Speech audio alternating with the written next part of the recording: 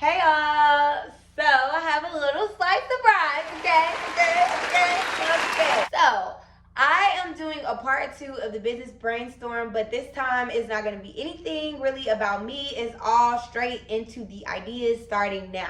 Oh, hold on. Aww. So I will be looking at my notes just because I know what I'm trying to say, but there are some points in here that I want to make sure that I articulate, because not only these ideas might not be for you specifically, but if you get my logic of identifying a pain point and forming a solution for that pain point, then you will find your business idea or your new product idea or whatever it may be. But it's about really understanding the brainstorming process on figuring out what the need is and how to fulfill that need or soothe that need, or we talked about this in the first video, which will be in the link in the bio. So let's start. I mentioned pain points because these are the ideas that you want to cater to when creating content or creating a new product or service or tweaking a product or service or just starting a whole new business altogether. You want to be able to identify those pain points, okay? That pain point is pretty much going to outline what products and services need to be created, or it's going to find out a way to nurture or soothe people through that pain point, okay? So we're going to start with business idea number 1, and it is making learning boards for kids. When I say this, I mean like interactive tools for kids, whether it's like room decor or little stands or anything for children. These can be sold on Facebook Marketplace, Etsy. They can be sold on OfferUp, in person, in the parking lot, pimping, however you want to get them across. But the pain point is that parents need creative ways to stimulate their children, especially during the pandemic. They're always at home. They want to watch TV or they want to be on tablets. So to make and create something, because they can go to Walmart and buy a pre-made learning board or a toy, but a lot of those learning boards, like if it's something on the wall, they're not customized, so they don't match everything on the wall. The learning board might be blue and red typically, or pink and blue, and the children's room might be green and purple. But if you had someone to make custom learning boards based on your child's needs, whether it's the aesthetics of it or just the actual need, like the learning needs, I really think that that's something that is needed right now. Parents, it's kind of hard to take out the time to be creative and make those type of things. And then it's also difficult to take out the time, like when you get off of work and you cooking and you in your routine, and then you got to teach them now, and the teachers think that you the teacher. That is a hell of a pain point right now. So to make learning boards and to make the learning process for children easier for parents, that is a definite need right now.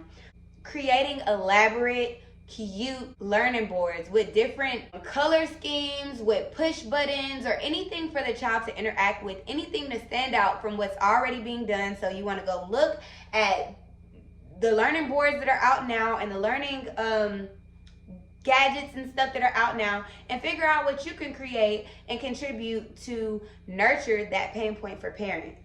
The second one is tutorial sessions. So tutorial sessions are major, and that kind of aligns with the first one.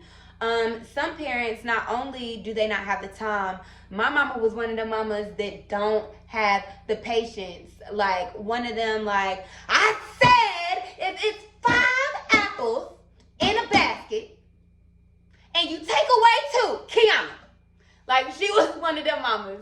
So some lack the patience, and then some actually lack the mentality to, articulate and teach their children. Like, I know I lived in Tennessee when I was in 2nd grade, and they had something called New Math, and I had just moved there from Spain. So that was one thing, crossing the water and changing schools overseas was difficult, because like even when I moved to Houston, I had moved to Houston from Japan.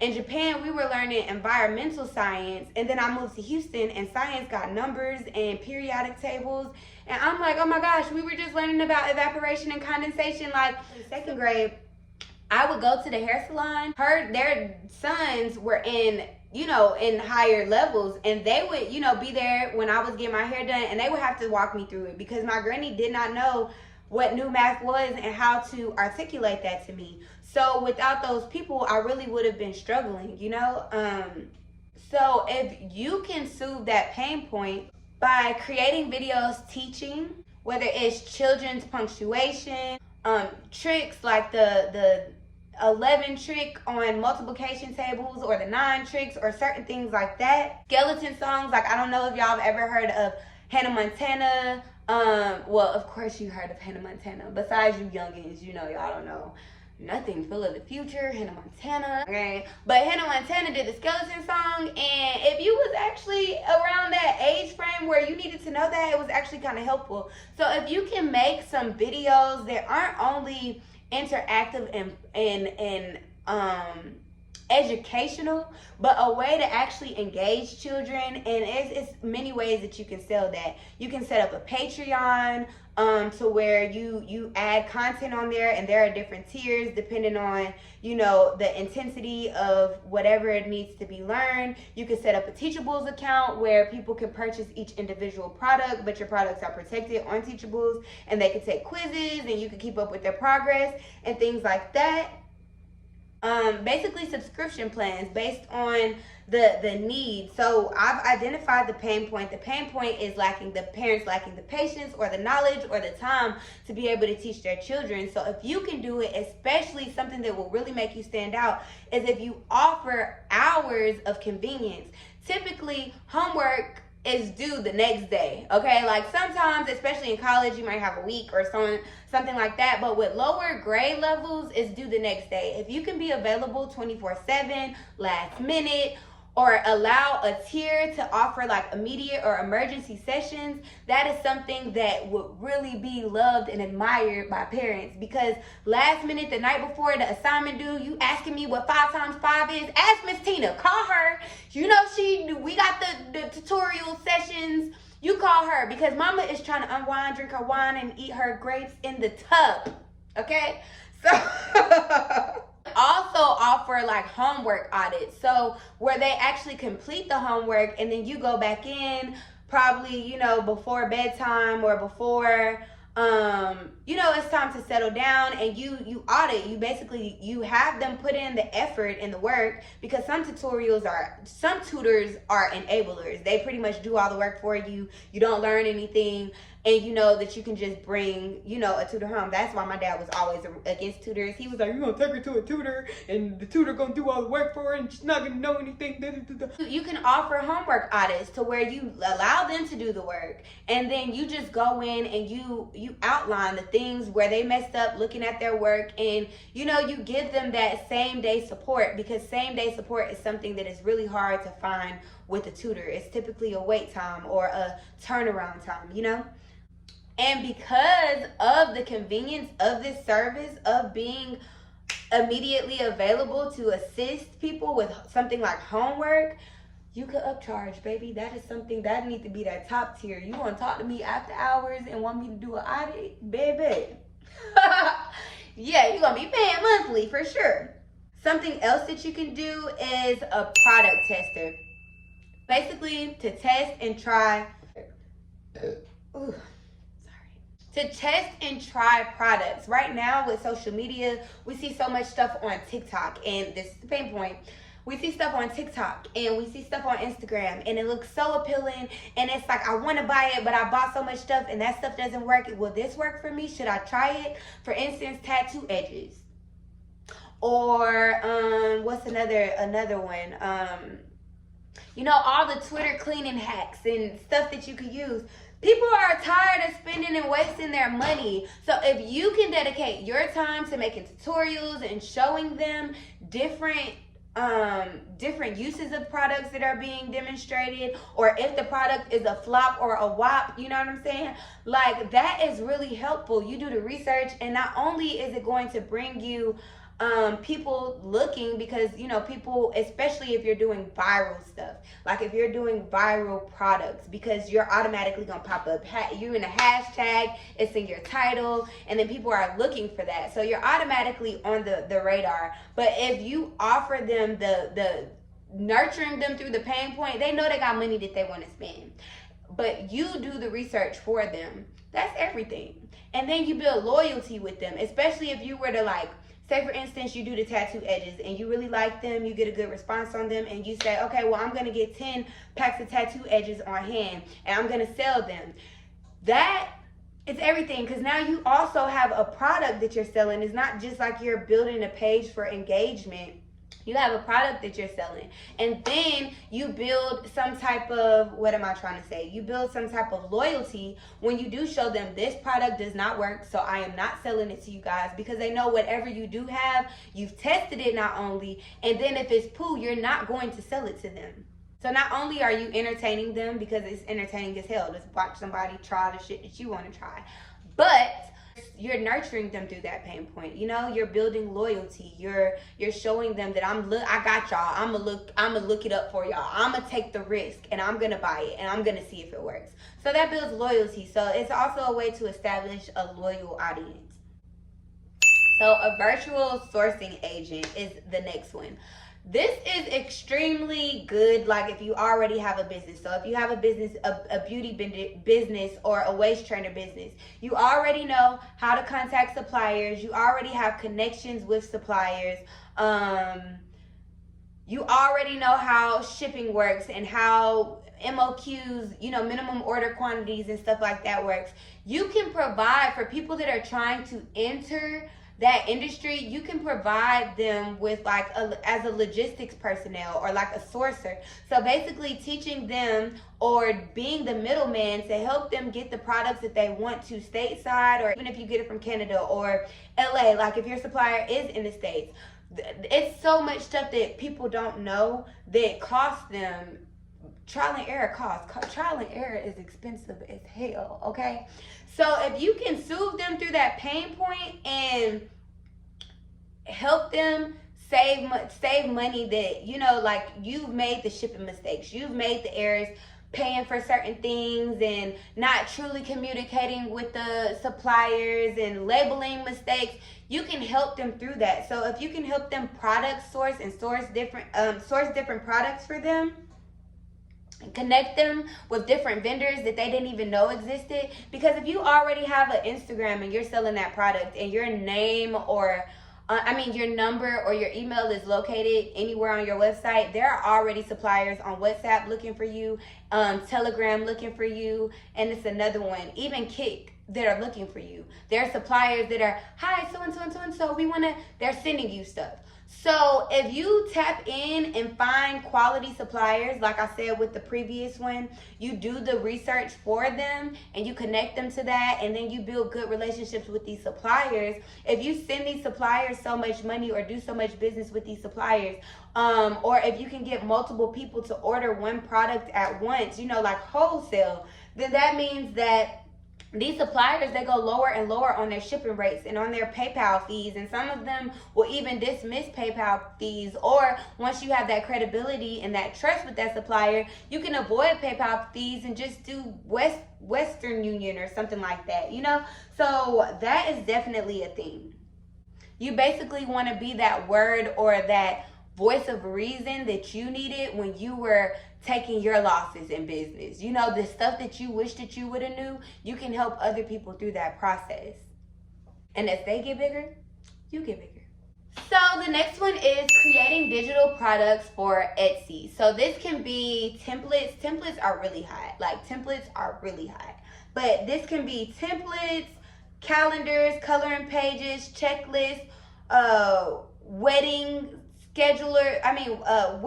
stuff, a cleaning schedule, planner. And when I say templates, like an Instagram post and the Instagram post or different story templates. So pretty much all of the creativity is done by you, but everybody else just has to go in and fill in the details and just repost it. The pain point is that a lot of people can create their own, but it's really hard, like when you're creating graphics, to like the aesthetics of it, to figure out, okay, it's missing something. I need this right here, or should I make the words bigger? Or a lot of times you have this grand idea and then you start putting it together and it doesn't look right. Like they don't nearly know what components to add to make the graphic appealing. So you pretty much would just be outlining the idea, and then they would be just plugging in their information. Everybody doesn't have the budget for a social media planner or a social media manager. But if I can pick your brain a little bit and you give me like the synopsis of what it should look like, and I can just plug my stuff in, that's just as good. And you can sell me like a pack that'll last me for 12 posts, and then I'll be back with you next week. And it sounds like a pain point soother to me. So I do suggest going to Etsy and typing in templates and just seeing the type of templates that people do create. And that'll kind of stimulate your brain on what you can do, or what you see that's being done that you could kind of switch up and add your own flavor to it, or a pain point that isn't being met that you can, concoct in your mind and then find your solution to that.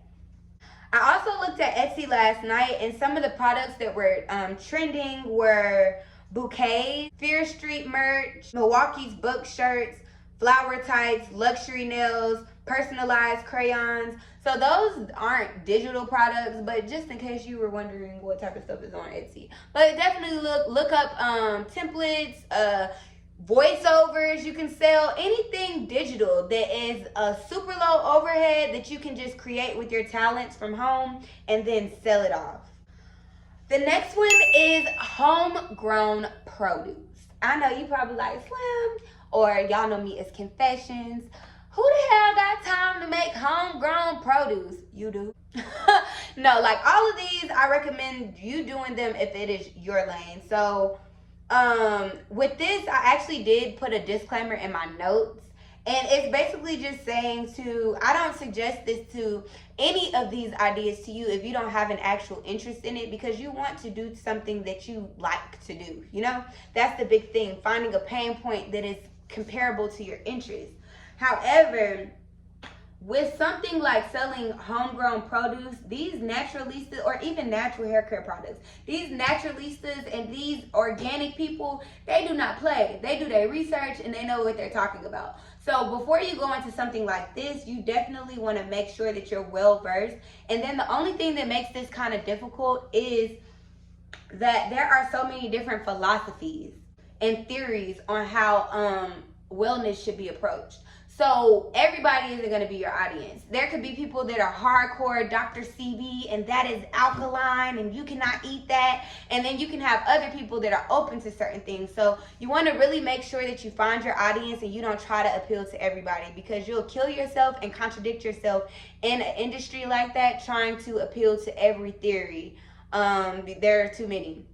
But the pain point in this is it's a lot of people that want to make lifestyle changes, and they want to eat healthier and cleaner, and they want to try new health products, but they don't know where to start, or they feel like if they go in full throttle, they'll mess up something health-wise. So if you can, of course, you're not a healthcare professional, or even if you might be a healthcare professional, but for the most part, you might not be a healthcare professional, and you want to just mark your disclaimers and just speak from personal experience and not offer anything as an actual medical solution, but your ways. And then this is also great if you wanted to make like meal guides, or teach people about calorie intake or whatever. You can offer different resources and guides and digital products with that. How to eat healthy, how to keep a balanced alkaline diet. You can go from there. Hot products right now are that you can get on hand, because just having homegrown produce, you don't just have to grow vegetables. This could be sea moss, this could be macaroon.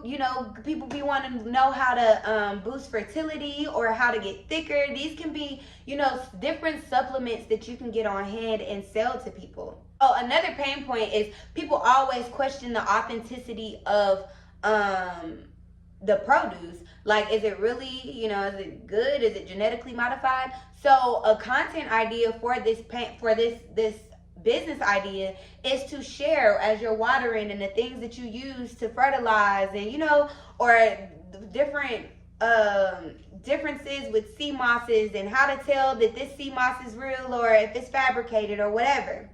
Okay, and we almost done. We just got 3 more. Reselling. So pretty much y'all, I just be itching. I'm sorry. This baby is stretching me. I apologize, but not really though. So the next idea is reselling, and this is basically finding quality products at thrift-worthy prices. And my biggest so the pain point of this is that there are a lot of people that look for vintage goods, and then there are a lot of people that look for hot finds. So a product that is typically this amount, but then they get it for a little bit cheaper. That is the pain point. And people don't want to go to the thrift stores themselves to go find this stuff. It's a nuisance. I don't even like to go to Ross. So people don't want to do that. But if you can do that for them, do the work for them and offer it to them at a price that's acceptable, or, if it's an antique, it really don't have to be an acceptable price, because people that look for antiques or, throwback jerseys and stuff like that, they gonna pay. But for people that, if you find some BB jeans for $5 and you could sell them for $25 or $30 and they were originally $65, people are always looking for those type of finds, but people don't want to do the work or go through all of the baggage to find it. So you can soothe that pain point. You can soothe that pain point by doing it for them.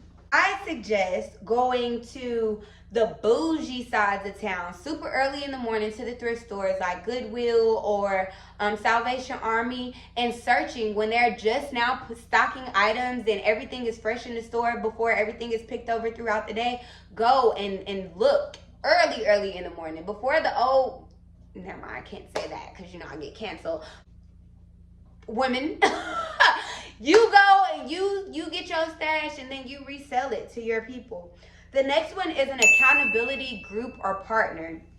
So you can do a monthly subscription with this, and you can also offer different tiers. So whether it's daily inspiration, weekly inspiration, monthly inspiration, you can offer motivation, education, resources to a certain audience that is in need of it. The pain point is that people lack motivation because there's no source to pour it into them, especially not every day. If you could provide them with a source of accountability, consistency, and honorably do it, people will kill for that.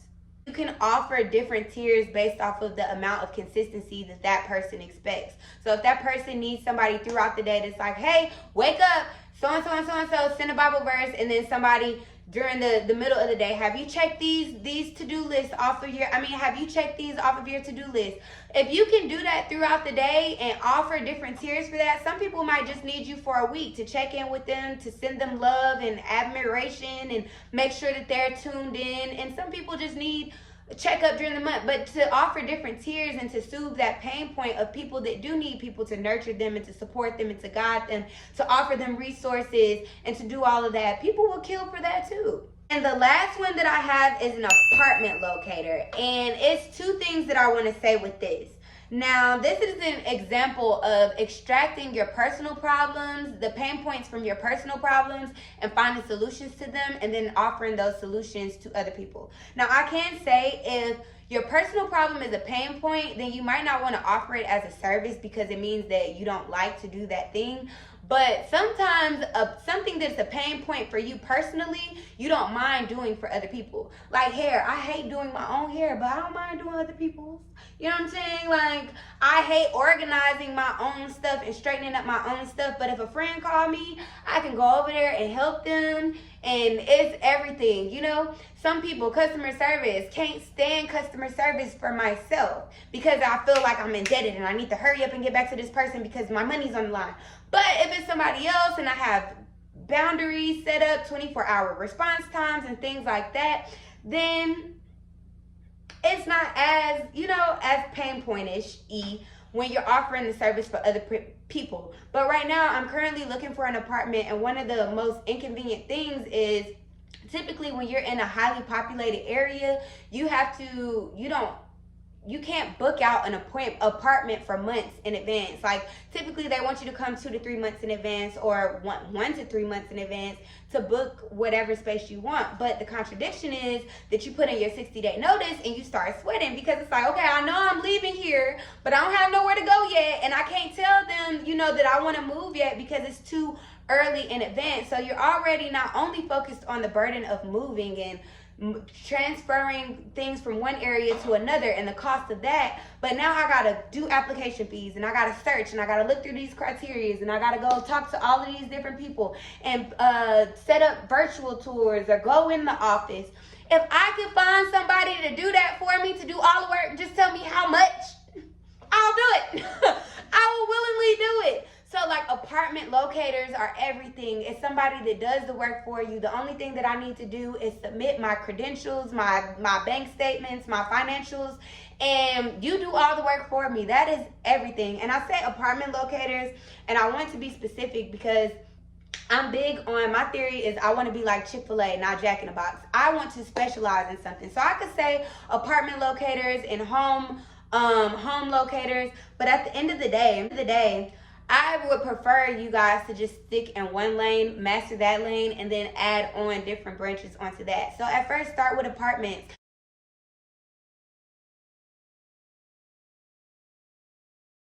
But remember, Chick-fil-A, not Jack in the Box. We're going to stick to apartments and then move up to, homes and things of that nature. And then for most places, you do need a real estate background. I want y'all to remember that coming up with the idea is just one step, okay? So I'm helping you stimulate your brain juices and everything, but you have to be consistent and with executing, building your audience, and it does get discouraging, but that same work that you put into those 9 to 5s and other people, put that into your own business and work for yourself. Okay, and I'm not saying anything is wrong with 9 to 5s, because we need 9 to 5ers. I don't know what I would do if I pulled up at Chick-fil-A and everybody was an entrepreneur. Like, I don't know what I would do. But just be mindful that just because you put in work into thinking about ideas and coming up with ideas and everything, it's still work that comes with it, and it's still time that comes with it. So don't get discouraged. Put in the work, put in the time, and really, really assess your thoughts, really assess pain points, really assess the needs of the environment and the population or consumers right now. Think of all of the needs, and then just think about which ones that you got patience for, and then after that, think about what solutions you could come up with, and then let's just keep going. All right, so we're good, and I'm so excited for everybody's endeavors, starting new businesses, branching off, adding new products to your businesses, new services, everything. We got this. We will be successful with consistent execution and displaying gratitude, period.